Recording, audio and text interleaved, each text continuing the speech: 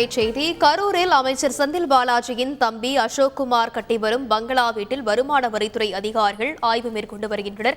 இது பற்றிய மேலும் விவரங்களை செய்தியாளர் மணிகண்டன் வழங்கிட கேட்கலாம். வணக்கம் மணிகண்டன், எவ்வளவு மணி நேரமாக இந்த ஆய்வானது நடைபெற்று வருகிறது? எத்தனை அதிகாரிகள் இதில் ஈடுபட்டிருக்கிறார்கள்? தற்போதைய கள நிலவரம்? வணக்கம்.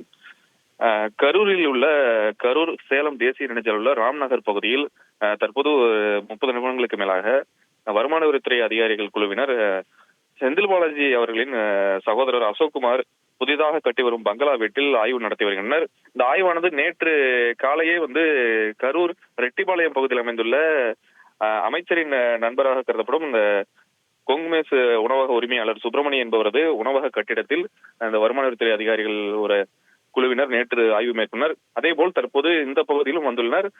குறிப்பாக இந்த பகுதியில் சில மாதங்களுக்கு முன்பாக அமலாக்கத்துறை சோதனையை அடுத்து அந்த பங்களா வீடு கட்டுமான பணியானது நிறுத்தப்பட்டது. தற்போது இந்த வருமான வரித்துறை சொத்து மதிப்பீட்டு குழு என்று கூறப்படும் குழுவினர், குறிப்பாக ஒரு 6 பேர் கொண்ட குழு 2 வாகனங்கள் வந்துள்ளனர்.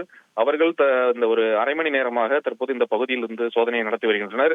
இந்த சோதனையானது எவ்வளவு மணி நேரம் தொடரும் என்று தற்போது தகவல்கள் தெரிய வரவில்லை. அந்த தொடர் சோதனையானது தற்போது நடந்து வருகிறது. விரிவான விவரங்களுக்கு நன்றி மணிகண்டன்.